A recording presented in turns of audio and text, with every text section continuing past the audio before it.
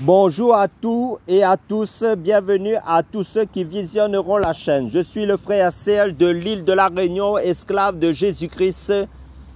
Béni sois-tu, Père Céleste. Merci pour cette opportunité, merci pour la vie que tu nous as donnée. Merci pour l'œuvre de la croix de ton Fils Jésus-Christ, notre Seigneur Yahushua Mashiach, pour le salut de nos âmes, que toute l'honneur, la louange, la gloire te reviennent, Père Saint, dans le nom puissant du Seigneur Jésus-Christ. Amen. Nous allons parler sur l'héritage des pères. Il faut impérativement garder l'héritage des pères, que le Maître, le Seigneur Jésus-Christ, soit béni, qu'il nous a légué. Dans l'héritage des pères, nous sommes dans 1 Roi, chapitre 21. L'histoire que beaucoup pratiquement la connaissent, l'histoire de Nabot. Prenons 1 Roi, chapitre 21, chapitre 21, versets 1 à 16. Nous faisons la lecture à partir du verset 1 de 1 Roi, chapitre 21. Après ces choses, voici ce qui arriva. Nabot de Zéréel avait une vigne à Zéréel à côté du palais d'Akab, roi de Samarie. Et Akab parla ainsi à Nabot: cède-moi ta vigne pour que j'en fasse un jardin potager, car elle est tout près de ma maison. Je te donnerai à la place une vigne meilleure, ou si cela te convient, je te paierai la valeur en argent. Mais Nabot répondit à Akab: que l'Éternel me garde de te donner l'héritage de mes pères. Akab rentra dans sa maison triste et irrité à cause de cette parole que lui avait dit Nabot de Zéréel: je ne te donnerai pas l'héritage de mes pères. Et il se coucha sur son lit, détourna le visage et ne mangea rien. Jézabel, sa femme, vint auprès de lui et lui dit: pourquoi as-tu l'esprit triste et ne manges-tu point? Il lui répondit: j'ai parlé à Nabot de Zéréel et je lui ai dit: cède-moi ta vigne pour de l'argent, ou si tu veux, je te donnerai une autre vigne à la place. Mais il a dit: je ne te donnerai pas ma vigne. Alors Jézabel, sa femme, lui dit: est-ce bien toi maintenant qui exerces ta souveraineté sur Israël? Lève-toi, prends de la nourriture et que ton cœur se réjouisse. Moi, je te donnerai la vigne de Nabot de Zéréel. Et elle écrivit au nom d'Akab des lettres qu'elle scella du sceau d'Akab et qu'elle envoya aux anciens et aux magistrats qui habitaient avec Nabot dans sa ville. Voici ce qu'elle écrivit dans ces lettres: publiez un jeune, placez Nabot à la tête du peuple et mettez en face de lui deux méchants hommes qui déposeront ainsi contre lui: tu as maudit Dieu et le roi. Puis menez-le dehors, lapidez-le et qu'il meure. Les gens de la ville de Nabot, les anciens et les magistrats qui habitaient dans la ville, agirent comme Jézabel le leur avait fait dire, d'après ce qui était écrit dans les lettres qu'elle leur avait envoyées. Ils publiaient un jeûne et ils plaçaient Nabot à la tête du peuple. Les deux méchants hommes vinrent se mettre en face de lui, et ces méchants hommes déposaient ainsi devant le peuple contre Nabot. Et Nabot a maudit Dieu et le roi. Puis ils le menèrent hors de la ville, ils le lapidèrent et il mourut. Et ils envoyèrent dire à Jézabel: Nabot a été lapidé et il est mort. Lorsque Jézabel apprit que Nabot avait été lapidé et qu'il était mort, elle dit à Akab: lève-toi, prends possession de la vigne de Nabot de Zéréel qui a refusé de te la céder pour de l'argent, car Nabot n'est plus en vie, il est mort. Akab, entendant que Nabot était plutôt mort, se leva pour descendre à la vigne de Nabot de Zéréel afin d'en prendre possession. Nous arrêtons là, et la suite, vous la connaissez certainement. Le Seigneur va parler au prophète Élie, qui va voir le roi Akab par la suite pour lui dire: écoute, voilà, tu es un meurtrier, tu es un assassin. Et le Seigneur va annoncer des jugements terribles sur Akab et également sur sa femme Jézabel. Voilà, cette histoire est quand même très connue. Elle est riche en enseignements. Elle est toujours d'actualité pour notre temps actuel. Vous savez que cette cet homme, Nabot, avait reçu pour héritage cette vigne de ses pères. Et c'était le travail de ses pères, le fruit du travail de ses pères. Et lui, il n'avait rien pour, bien sûr, lui, il ne méritait même pas cet héritage, cette vigne. Parce que ce n'était pas son travail, c'était juste un héritage. Donc, comme nous autres, les enseignements que nous avons reçus du Seigneur, que nous avons aujourd'hui, la Bible que nous avons ne sont pas du tout, et les enseignements et la Bible et toutes les choses que nous avons reçues et les doctrines, tout ça, ce ne sont pas les conséquences de notre travail, frères et sœurs du monde entier. Ces choses, c'est un héritage que des pères apostoliques nous ont légué. Je dirais d'abord, premièrement, l'héritage que le Père Céleste nous a légué. Il y a d'abord le Père Céleste, le Père, notre Seigneur Yahushua Mashiach, homme, lui-même en tant que Père et en tant qu'Esprit. Et ensuite, l'héritage qu'Abraham, le Père, dans la foi, nous a légué. Et aussi les autres pères comme l'apôtre Pierre, l'apôtre Paul, Jacques, Jean, le prophète Ésaïe, le prophète Ézéchiel. Tous ces prophètes qui nous ont précédés avant, c'était des pères. Pour nous, ce sont des pères, voilà. Des hommes, des femmes qui ont marqué leur génération par leur vie consacrée, par leur consécration, par leur sainteté, par leur vie de sanctification. Par leur foi, ce sont des modèles. Ils nous ont légué un héritage et qu'est-ce qui se passe? Eh bien, l'ennemi de nos âmes cherche justement par tous les moyens à nous déposséder de cet héritage-là. C'est ça aussi le combat que nous avons à mener en tant que chrétiens. Voilà, l'héritage des pères que l'ennemi veut à tout prix nous ravir. Voilà donc, et Nabot a été, comment dire, poussé à bout. Il a été complètement acculé. Le roi Akab va le proposer de l'argent, certainement beaucoup d'argent. Pourquoi? Parce qu'il voulait transformer la vigne de Nabot en un jardin potager royal. Et cette vigne, cet héritage n'était pas destiné à devenir un jardin potager royal. Et donc Akab a voulu changer, n'est-ce pas, la vision carrément, ou l'objet, la raison pour laquelle cette vigne existait. Voilà donc, il a voulu faire de cette vigne quelque chose de privé, de personnel, quelque chose qui appartiendrait à sa famille. Eh bien, le Seigneur a donné une foi ferme à Nabot pour défendre l'héritage de ses pères et c'est en fait, c'est quelque chose de magnifique. Voyez, magnifique. Il a vraiment tenu ferme. Il n'a pas voulu vendre l'héritage de ses pères. Et c'est quelque chose qui nous encourage. C'est un comportement que nous pouvons imiter. Voyez, prendre position pour la vérité. Défendre la vérité. Et jusqu'au bout. Et il a refusé malgré le fait qu'Akab était un roi, un grand roi. Nabot a dit non. Je ne te vendrai pas l'héritage de mes pères. Jamais, jamais, jamais. Quel que soit l'argent que tu me proposes, quelle que soit la pression que tu mets sur moi, je ne céderai jamais. Donc Nabot était un homme de caractère. Je comprends aussi pourquoi ses pères lui ont légué cet héritage. Dans cette histoire, je vois deux héritages que Nabot avait reçus. Le premier héritage, on n'en parle pas forcément. On parle souvent du deuxième héritage. Pour moi, c'est le deuxième héritage. Là, c'est la vigne. Mais le premier héritage est le plus important. Nabot avait reçu, c'est quoi?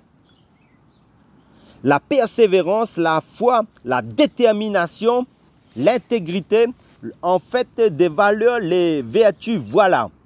Les valeurs spirituelles, les valeurs morale, voyez l'intégrité. C'était un homme désintéressé. Il n'était pas là pour l'argent. Voyez, c'est pour cela qu'il n'a pas voulu vendre l'héritage de ses pères. Et ça, c'est vraiment le premier héritage qu'il a reçu, Nabot. C'est l'intégrité, la persévérance, la constance, la détermination, la foi et la fidélité.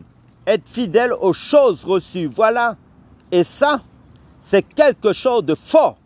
C'est quelque chose qu'on ne voit pas forcément quand on étudie, médite cette histoire. Forcément, Nabot n'a pas cédé face au roi. Voyez, c'était un homme caractériel. Vous savez, il y a un caractère que le Seigneur donne à ses enfants, à ses élus. Aux apôtres, il va donner un caractère apostolique. Aux prophètes, il va donner un caractère prophétique. Aux évangélistes, un caractère évangéliste.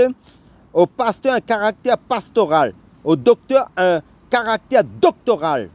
Aux anciens, pareil. En fait, à chaque fois, le Seigneur appelle quelqu'un à un service, il lui donne aussi un caractère qui va avec.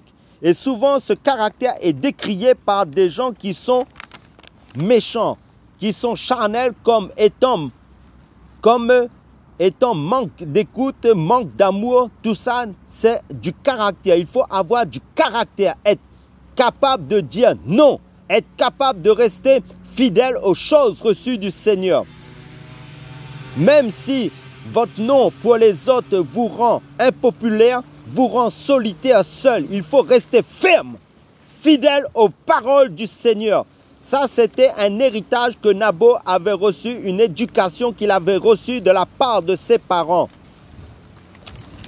Je crois que les parents de Naboth, les ancêtres de Naboth avaient, avant de léguer cet héritage, ont dû l'éduquer, le former, le préparer, parce qu'on ne peut pas confier un héritage à quelqu'un sans l'avoir préparé d'avance au préalable. Je crois que cet homme avait été préparé pour la bonne gestion de cet héritage. Voilà, il a su dire non à un grand roi. Voyez, si l'on donne un héritage à quelqu'un qui n'a pas de caractère, qui n'a pas été préparé au préalable d'avance, la personne va céder à la moindre tentation, à la moindre pression. La personne va céder, voilà donc, voyez. C'est important de le souligner, effectivement. À chaque fois que le Seigneur appelle quelqu'un, le Seigneur va préparer la personne. Le Seigneur va lui donner un caractère pour tenir, pour gérer, pour être un bon gestionnaire. Et Naboth, en tant que gestionnaire de l'héritage de ses pères, avait été préparé. Son caractère avait été préparé pour faire face justement à toute forme de tentation, de pression, d'épreuve, de séduction. Voilà. Et voilà, je parle de deux héritages de Naboth. Le premier héritage, c'est le caractère qu'il avait reçu. Le caractère du Seigneur, les sentiments du Seigneur, le cœur du Père. Voyez le fruit de l'esprit. C'est vraiment un héritage spirituel, l'éducation. Voyez, et le deuxième héritage, c'est la vigne qu'il avait reçue. Voilà. Il a dit non, je ne cède pas, quelle que soit la pression, quel que soit l'argent que tu peux me proposer, je ne cède pas. Naboth. Frères et sœurs, face à la tentation, vous savez que nous sommes à la fin des temps. Face à la tentation, même si l'ennemi vous présente beaucoup d'argent, même si les belles femmes viennent, ne cédez pas. Conseil, ne cédez pas. Que les gens vous accusent faussement, ce n'est pas grave. Que les gens vous disent que vous avez fait ci, fait cela, tant que vous n'avez rien fait, restez avec le Seigneur. Restez ferme, restez intègre. Le Seigneur justifie toujours ses élus. Amen, alléluia. Voyez donc, c'est pour cela qu'il faut garder l'héritage que nous avons reçu. Le premier héritage que nous avons reçu, c'est le Seigneur lui-même. Elohim, Dieu, car Dieu a tant aimé le monde qu'il a donné son Fils unique. C'est afin que quiconque croit en lui ne périsse point, mais qu'il ait la vie éternelle. Et à tous ceux qui l'ont reçu, il leur a donné le pouvoir de devenir enfants de Dieu. Le Logos, c'est-à-dire la parole de Dieu, leur a donné le pouvoir de devenir enfants de Dieu. Amen, alléluia. Ça, c'est le premier héritage. C'est le Seigneur lui-même que nous avons reçu. Amen, alléluia. C'est sa parole, Yeshua Mashiach, notre Seigneur Jésus-Christ, parce qu'il est la parole. Selon le livre d'Apocalypse, chapitre 19, verset 13, et selon l'évangile de Jean, chapitre 1, verset 1 à 14, et la parole de Dieu nous dit aussi dans 2 Corinthiens, chapitre 5, verset 17, si quelqu'un est en Christ, il est devenu une nouvelle créature. Les choses anciennes sont passées, voici toutes choses sont devenues nouvelles. Donc en tant que chrétien, la parole nous enseigne la sanctification. Ne cédez pas. Même s'il y a la tentation, je sais bien plus le retour, je sais aussi bien, plus le retour du Seigneur approche, plus nous sommes agressés, plus les chrétiens seront agressés, sont agressés spirituellement dans des pensées diverses. Tout ça, de la part de l'ennemi, des hommes, il ne faut jamais, jamais céder. Ne baissez pas les bras. Voyez, ne vendez pas l'héritage spirituel que vous avez reçu, c'est-à-dire la sanctification, la sainteté, la justice, l'intégrité, la crainte du Seigneur. L'amour pour la vérité, l'amour de la vérité, tout ça, ne cédez pas. Gardez l'héritage du Seigneur, le respect que nous sommes appelés à avoir vis-à-vis des autorités, le respect, voyez, de la considération des gens qui nous ont annoncé la parole comme la parole le dit. Considérez ceux qui vous dirigent dans le Seigneur. Donc, gardons ces valeurs-là. Voyez, c'est très important, avoir le cœur du Père. Voyez, Daniel a été accusé forcément. Il a été jeté dans la fosse au lion, mais il a gardé l'héritage spirituel, l'intégrité. Shadrach, Meshach et Abednego avaient été menacés, jetés dans une fournaise de feu ardente. Mais ils avaient gardé leur intégrité. Voyez, il y a des choses qu'on ne peut pas vendre. Voyez, on ne doit rien vendre parce que l'argent, c'est passager, qui n'est pas permanent, qui peut être dévalué. Il faut garder vraiment l'héritage que le Seigneur nous a donné. D'abord le Seigneur lui-même, bien évidemment. C'est important de le souligner. Nous ne devons pas vendre les choses que le Seigneur nous a données. Et Paul disait à Timothée, garde le dépôt. Voyez, garde le dépôt. Nous sommes dans 1 Timothée chapitre 6 verset 20. Oh Timothée, garde le dépôt. Voyez, voilà, en évitant les discours vains et profanes et les disputes de la fausse science, dont font profession quelques-uns qui se sont ainsi détournés de la foi. Que la grâce soit avec vous. Amen.